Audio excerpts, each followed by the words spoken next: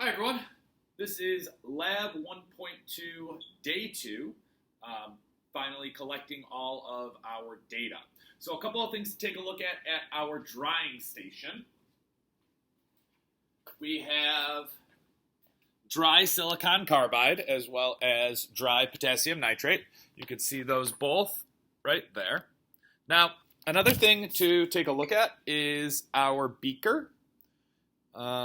You can see here there are crystals all along the sides of the beaker here that I did not get out yesterday. So what I'm going to do is on our data table, I'm going to add a separate section for the separation of KNO3. And I'm going to add in beaker plus KNO3 because we can visually see that there is some KNO3 left inside of the beaker. And if I already have the empty beaker, through subtraction, I should be able to figure out how much KNO3 is in the beaker. So let's take our final data here, ladies and gentlemen. Let's start with the beaker plus the KNO3. We're expecting this to be slightly over 69.6855, which it is. 71.0493 grams. Okay, so just quick math on this. You can see we left about 1.5 grams of KNO3 in the beaker. Now, we also isolated some KNO3 on filter paper number 2. I'm going to pick this up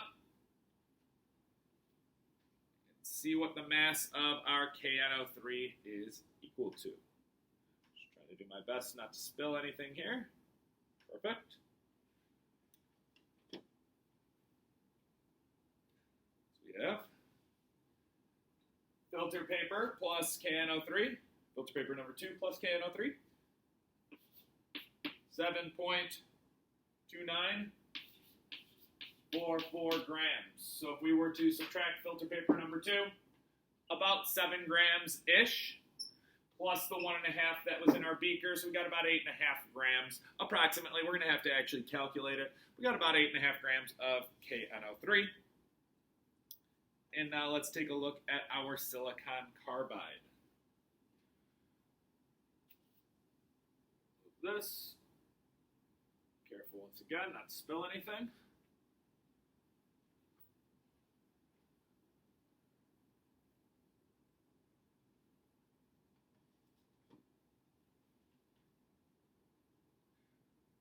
Silicon carbide is coming out to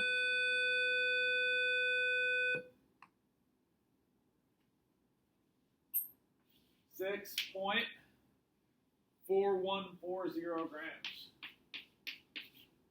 So what do we see there? About 6 minus 0.4. We got about 6 grams of silicon carbide. So we got about 6 grams of silicon carbide. We got about 8.5 grams of potassium nitrate. So that leaves us with the remainder being copper sulfate. This is your data, ladies and gentlemen. Let me move closer so you can get a better look at it.